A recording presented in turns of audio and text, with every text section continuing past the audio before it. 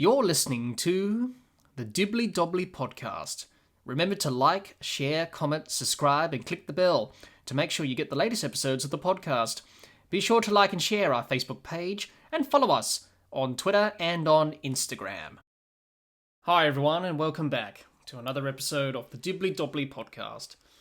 On today's episode of the podcast, we review the first ODI between Australia and England from the Adelaide Oval.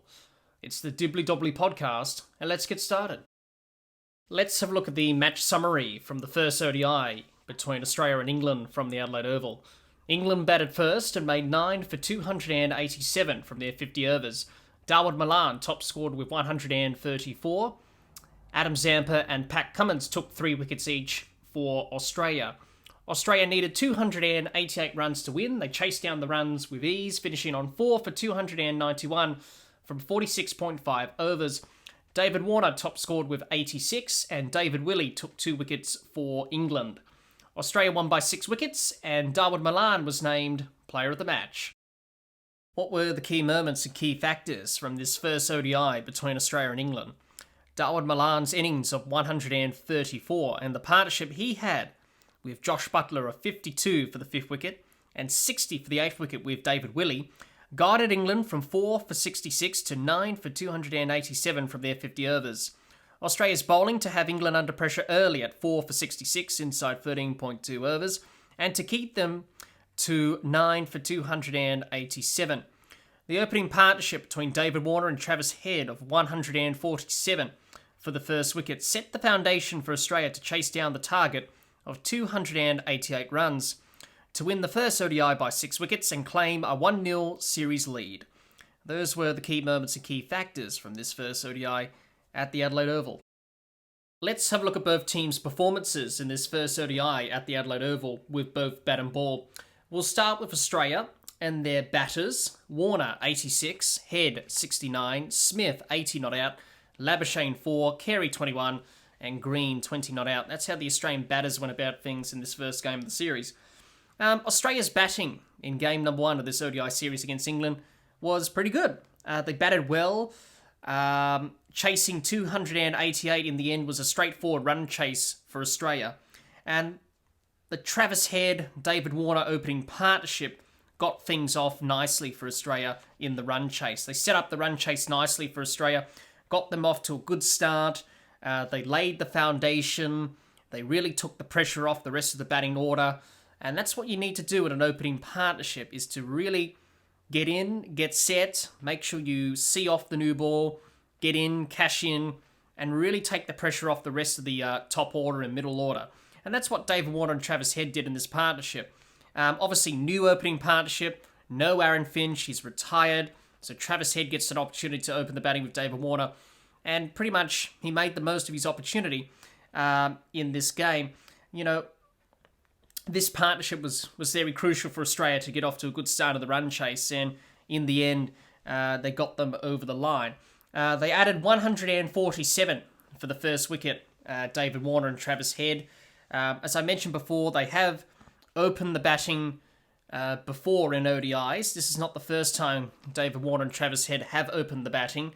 The highest partnership that they've ever had as an opening pair before this partnership of 147 was here in Adelaide against Pakistan in 2017 when they added 284 for the first wicket, which is a record partnership in ODIs for Australia for any wicket.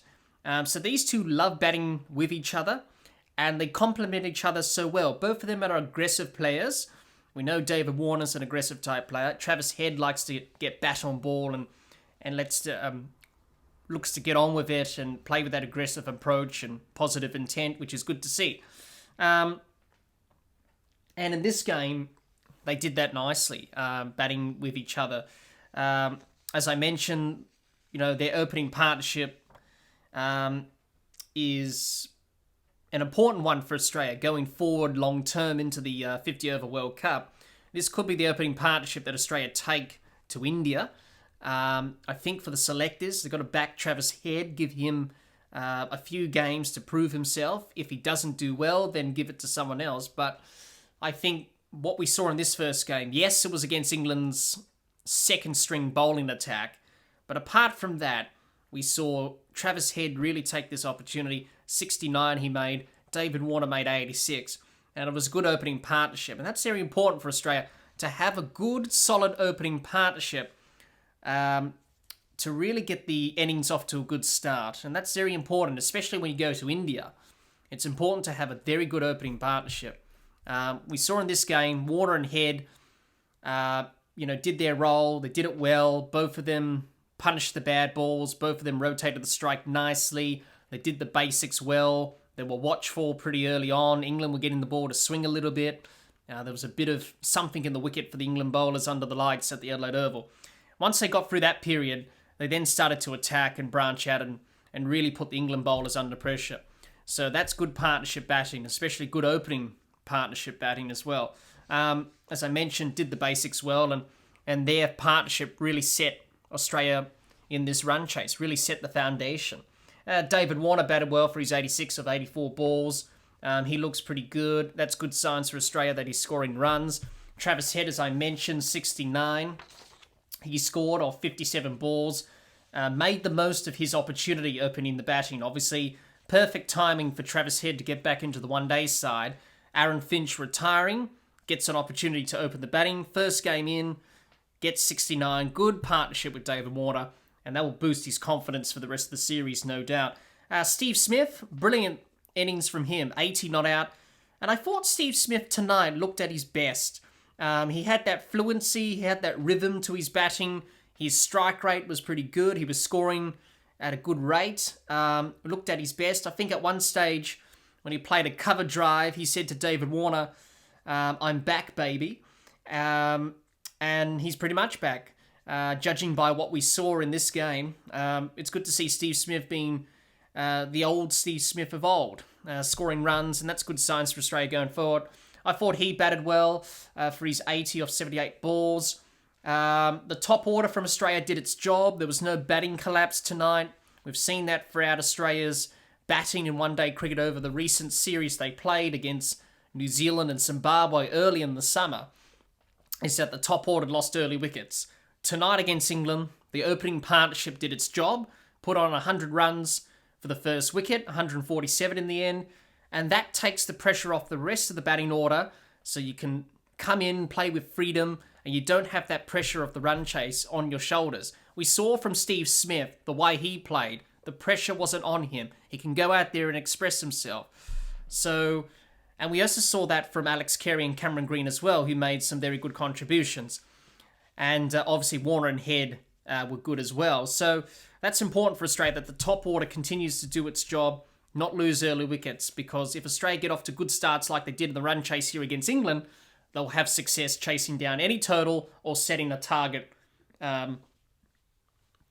in some of the games that they play. Marnus Labuschagne, he got another opportunity in the one-day side again. He missed out, only got 4. Marnus hasn't really got going in ODI since he made his debut in the format. I thought Alex Carey batted well for his 21 off 28 balls. Cameron Green, 20 not out off 28 balls, was pretty good as well. So overall, it was a pretty good batting performance from Australia in this first ODI against England at the Adelaide Oval. Let's have a look at Australia's bowlers and their performance in this first ODI against England. No wickets for Green and Agar, a wicket for Stoinis and Stark, 3 wickets for Cummins and Zampa. That's how the Australian bowlers went about things here at the Adelaide Oval against England. I thought Australia's bowling was a very improved performance from the Australian bowlers of late. I thought they bowled well in this first game against England at the Adelaide Oval tonight. Definitely a lot better than we saw in the T20 World Cup. They did well to keep England to 9 for 287 from their 50 overs. If you keep any side below 300, you're doing well. And I think they would have taken that after the start of play. And in the end, they chased down the runs with ease, Australia. So it was a very good bowling performance there. They had England under pressure early at 4 for 66 inside 13.2 overs. England did fight back, though. A very well-constructed innings from Dawood Malan. 134 he made, plus the partnerships of 52 for the 5th wicket between Malan and Butler, and 60 for the 8th wicket between Malan and Willie. got England to that score of 287 for 9 from their 50 overs. So they got England out of trouble there. But Australia bowled well to get them 4 down for 66 early on in the innings. Taking wickets in that first power play was key for Australia. They took around about 3 wickets, and then after that they were able to take wickets at regular intervals throughout the innings, which was good. I thought Australia did the basics well with the ball in this game. They bowled a good line and length early on, especially Pat Cummins and Mitchell Starc bowling the opening spell. Both of them bowled really well. They bowled tight, didn't give anything to England bowlers at the start of the England innings. They applied the pressure well onto the England batters with the ball. They bowled dot balls to build the pressure. They executed their plans and skills with the ball. Picked up wickets at regular intervals throughout the innings, which really slowed England down. A much better bowling performance, if you ask me, from Australia in this game.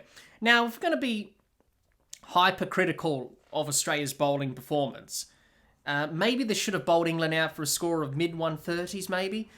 England were 4 for 66. If we're going to be hypercritical on the Australian bowling, maybe they should have bowled them out for a score of 130. So Australia missed a bit of an opportunity there to pick up another couple of wickets and really put the game on ice. But, that's cricket. The opposition will come back and fight hard and find a way to come back into the match. That's what England did with David Malan. Without his innings, we wouldn't have a competitive match of cricket. But in the end, we got a game out of it nonetheless. But nonetheless, it was a good bowling performance from Australia with the ball. When you keep an opposition down below 300 in a one-dayer, you're doing pretty well. And if it's against England, then that's a big tick. All the bowlers did their job. I thought everyone did their job. Obviously, their figures don't really reflect how well they bowled, especially Pat Cummins. Yes, he went for runs, and he's got a problem with that, leaking runs, as we saw in the T20 World Cup. But his first game as Australian skipper in the one-day side did pretty well. His figures don't reflect that. But he bowled pretty well early on. If you watch the match from the start, then you would have seen how well Cummins bowled. People can make assumptions and say, oh, he did okay, but he conceded runs. But look, his figures don't reflect how well he bowled. Same with Mitchell Starc as well. Even though he got 1 wicket for 45 runs, his figures don't reflect how well he bowled. And he bowled very well, Mitchell Starc. He bowled the Yorkers. He got the ball to swing a bit. His tail was up. Had a point to prove after missing out the last game against Afghanistan in the T20 World Cup. So the Australian bowlers, all of them did their role very well. And the Australian bowlers would have gone away from the T20 World Cup, would have learned what they got wrong. Now, obviously, it's different formats. T20 cricket, one-day cricket, different formats, of course. But the principles of bowling still apply. So Australia went back and learnt and really showed the improvement in this game. So it was good to see that Australia bowled better. And hopefully for Australia, they can continue on this sort of consistency with their bowling, because it's going to be very important for them in terms of going forward into the World Cup next year in India. I thought Australia's fielding was good. During the T20 World Cup, their fielding was a bit poor and a bit down in intensity. I thought today's game, their fielding was on. We saw Ashton Agar get a run out, which was good. He saved 6 runs off David Malan. That brilliant save on the boundary. I don't know how on earth Ashton Agar did that, but it defines the laws of physics. And then obviously Ashton Agar nearly took a brilliant catch at backward point during the game as well. So brilliant fielding effort from him and also from the Australians as well. I thought the intensity was up. I thought the body language was good. There were a few tough chances that went down a little bit. Obviously, Marcus Stoinis had a tough caught and bowled opportunity, which that was pretty much a tough opportunity. The other stick they don't, though, that was off Josh Butler, where Butler drilled one straight back to Marcus Stoinis. Marcus Stoinis got his left hand to it. The ball hit his left index finger, and he had to go off the field for some time to get some treatment, but he's okay. That was a tough chance. Travis Head dropped an easy chance in the deep. Didn't read the catch well, didn't really judge it all that well. And there were some other opportunities as well. But besides from that, Australia's fielding was good. Good to see the Australian team getting back to that high intensity in the field. So overall, it was a good bowling performance from Australia. And overall, it was a good team performance from Australia to win the first game of this ODI series against England at the Adelaide Oval. let's have a look at England's team performance with both bat and ball in this first ODI at the Adelaide Oval. We'll start with their batters. Roy, 6, Salt, 14, Malan, 134, Vince, 5, Billings, 17, Butler, 29. That's how the England batters went about things in this first ODI against Australia at the Adelaide Oval. England's batting was poor in this game against Australia. It was pretty poor. It wasn't their best batting performance, and people will say it wasn't their full-strength team. But apart from that, looking at the players that they have, they could have done a lot better. But it was a very underwhelming batting performance from England.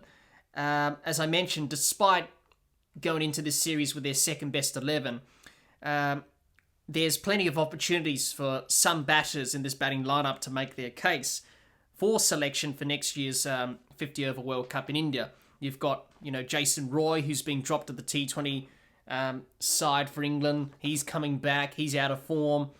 Phil Salt hasn't played much cricket. He only played the last 2 games in the T20 World Cup, which was the semi-final against India and the final against Pakistan.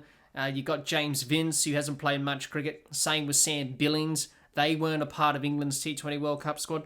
So there's plenty of opportunities for England to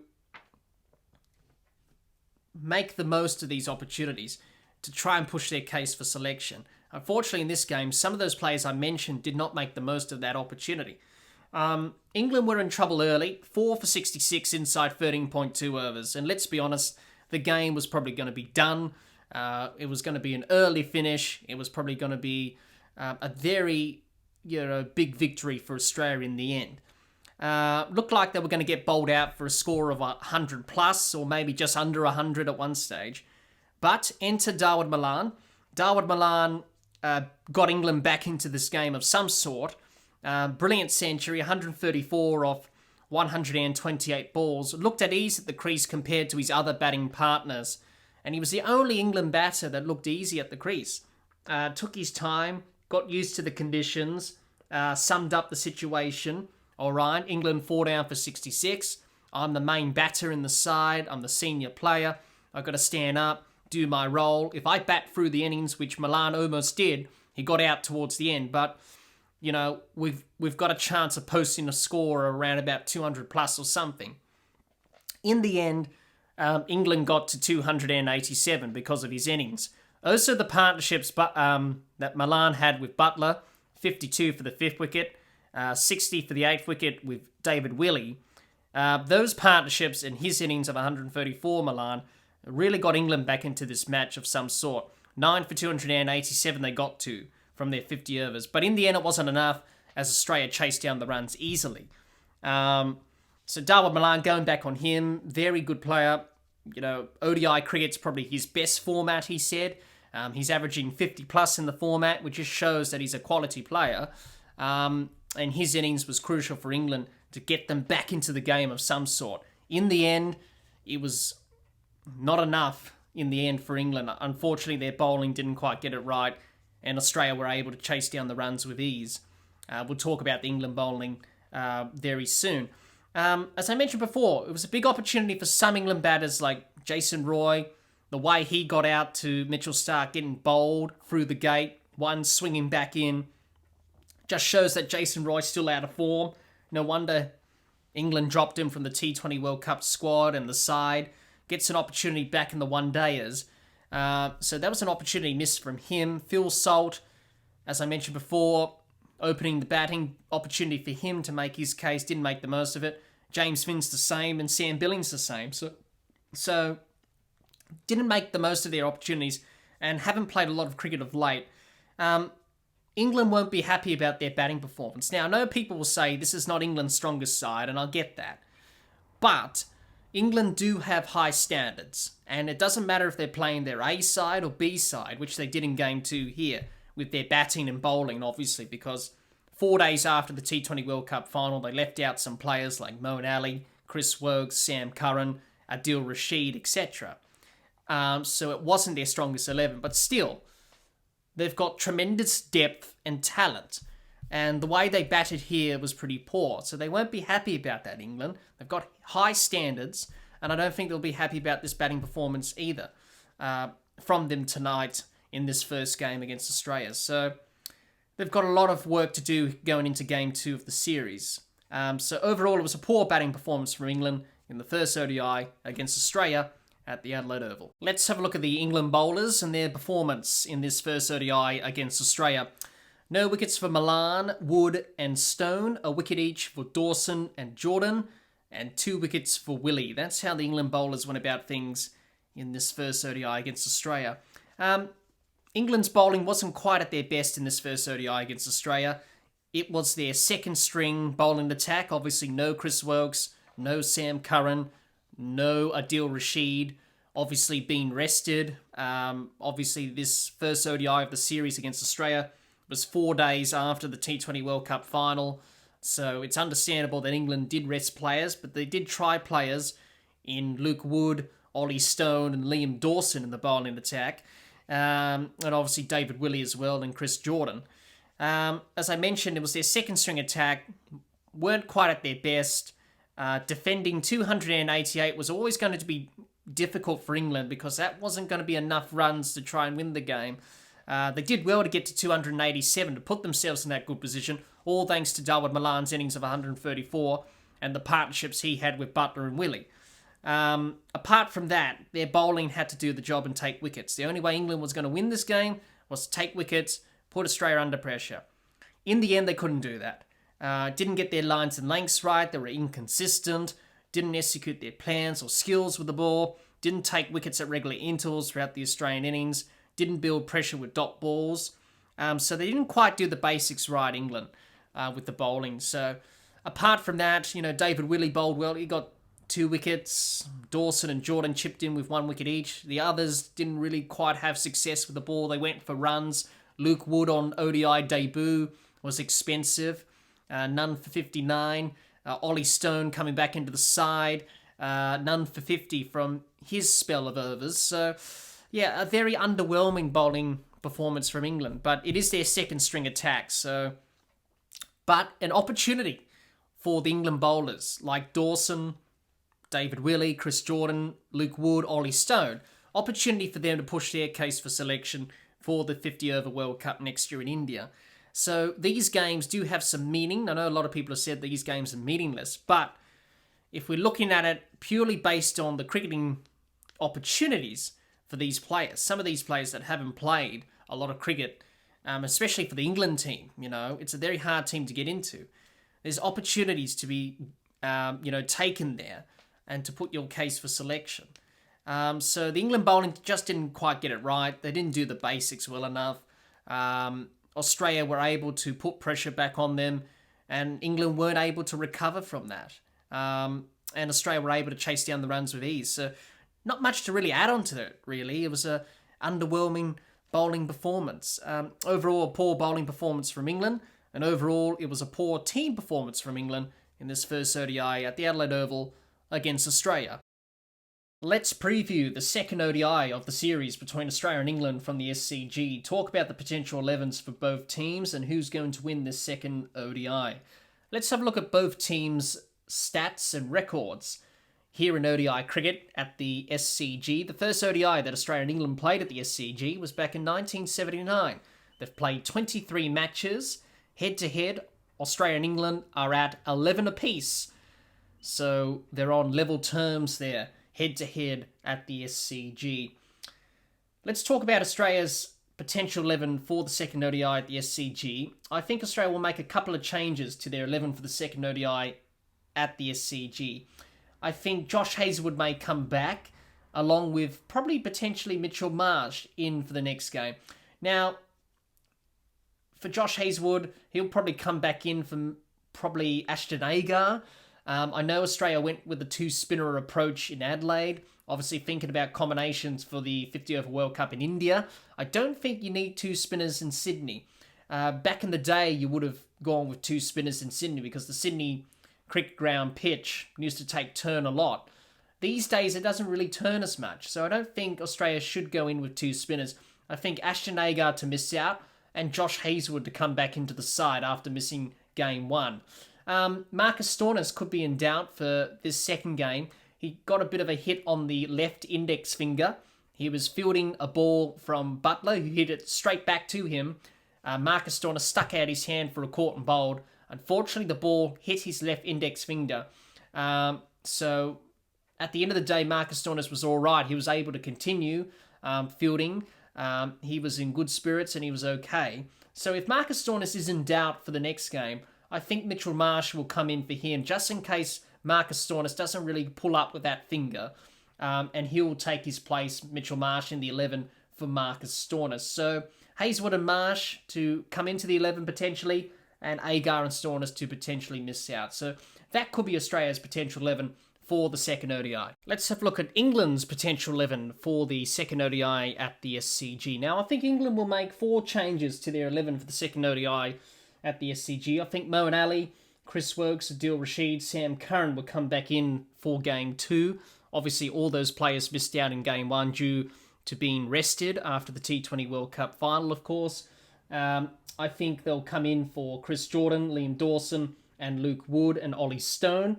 They'll probably be the unlucky players to miss out in game number 2. So that could be England's potential 11 for the second ODI at the SCG. Now, who's going to win this second ODI of the series at the SCG? Well, Australia's got the momentum after game 1, winning the way they did by 6 wickets. It was a very good win in the end. Obviously, England, they'll be determined to bounce back and really make a good performance in game 2 of the series. But I think Australia have got the momentum. I think they're probably going to be hard to beat. England not playing their full strength side. Even they're going to bring back some of their experienced players that were rested from game 1. I think Australia, with the momentum they have, they've got their tails up. England, sort of hard for them to get up for this series after winning the T20 World Cup. So I think Australia are firm favourites to potentially win the second ODI at the SCG and probably take a 2-0 series lead. What can we expect from both teams headed into the second ODI at the SCG? Australia will be looking at more areas they can improve as a team going into Game 2 at Sydney. There's still a lot of work to do with both the batting and bowling sides of their game. England will be looking to bounce back and put in a better performance in Game 2 at Sydney. They will welcome back some of their experienced players back into the 11, and hopefully that will get England back on track. They will be looking to improve some areas of their batting and bowling. After a disappointing T20 World Cup, Australia have started their preparation for the 2023 Cricket World Cup in the perfect manner, winning the first ODI of the series by 6 wickets against England. For England, even though they played their second 11 for this first ODI, they'll be disappointed in their performance, and they'll be looking to put in a better performance in the second ODI at the SCG. Well, that's all the time we have for this episode. Be sure to subscribe and click the bell to get the latest episodes of the podcast, and like and share our Facebook page, and follow us on Twitter and on Instagram. Until next time, keep safe, and bye for now.